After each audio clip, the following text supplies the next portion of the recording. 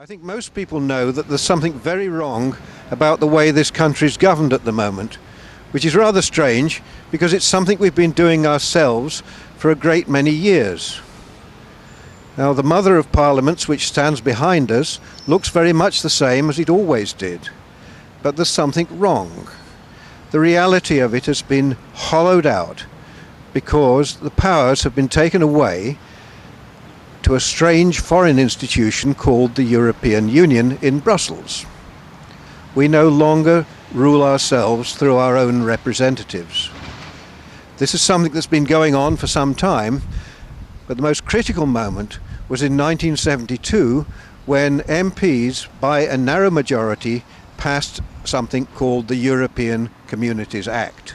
And my colleague, our chairman, George West, was present, and he wants to tell you about his experience of that and why he went to have a look at what was going on because he felt there was something wrong about it. Good afternoon. My name is George West. I'm the current chairman of the Campaign for an Independent Britain that was first formed in 1976. The purpose of the Campaign for an Independent Britain is to withdraw from the European Union and to take control of our own parliament and to make our own laws, which we know is our constitutional right. We are internationalist. We want to maintain friendly trading relationships with our European neighbours and indeed with countries around the whole world. When my children were very small, a son and a daughter, I was sitting one day reading the Daily Telegraph, lunchtime. I did happen to notice a small paragraph to say that a writ had been served upon our Prime Minister of the time, Edward Heath. Hello, I thought. Doesn't often happen. This might be quite interesting. So I picked up the telephone and telephoned the Daily Telegraph to be passed from one person to another, with the voice becoming, I have to say, more educated, more cultured, until eventually I got to a gentleman who didn't introduce himself, but perhaps I'd interrupted a good lunch because he was extremely short and abrupt with me. And he simply dismissed it as being simply a technicality. And that whetted my appetite. And discussions were on the go about joining the common market. And information was available to us, which I felt in my gut was wrong. I couldn't prove it was wrong, but I felt that what we were being told was all lies. So I got on a train that night and I travelled up and walked through a demonstration in Parliament Square. The evening was the final reading, the third reading, before we went into the common market. And I sat in the Strangers' Gallery. At 9:30, Geoffrey Howe and Nigel Spearing, who is one of our vice presidents, were still talking. Nigel giving a cracking good speech, which is on another website, which I can refer you to. Incidentally, if you look up common market, how British people were duped, that will give you all the background. But I sat there, and at 20 to 10, Edward Heath, very sure of himself, came into the chamber, into the Commons, much to the relief of Geoffrey Howe. And at 10 o'clock, the vote was taken. And please bear in mind that we still didn't know the terms of going into the common market. MPs hadn't been told that. And the vote was taken, 309 votes in favour of going into the common market and 301 against.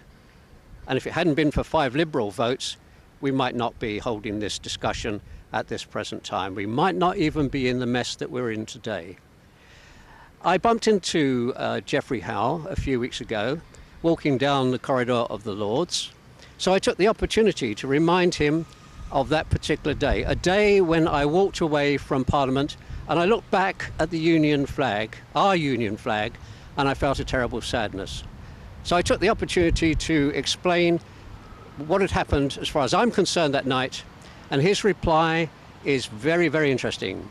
He said to me, "We made the right decision at that time." And I think it's very interesting that he has added at that time. Has he now, with the passage of time, which has led us up to now, from the original Treaty of Rome to this, the Lisbon Treaty, has he begun to realise the difficulties, the major difficulties that have been caused. I spent 51 years in engineering manufacture and watching the whole of our industry, not just engineering, but fishing, farming, everything, our steel industries going downhill. We were promised that by going into the common market, we would be facing greater employment, greater prosperity. It simply hasn't happened. And as far as the Lisbon Treaty is concerned, just have a look at this. 294 pages. The people, MPs who voted this, to accept this, have accepted and every single word, every sentence on every page. It is deliberately written in a very obscure terms so that any interpretation must go before the European Court. And since it is the European Court, guess who they're likely to find in favour of? The European Union. The deceit that was actually exercised by Edward Heath at that time in 71 and 72 to get this through, with his promises that we were actually talking about negotiations, no more, no less, not necessarily going in, and that there would be no essential loss of sovereignty. All of this was perfectly untrue. And finally, he did promise us that we would only go into the common market with the wholehearted consent of the British public.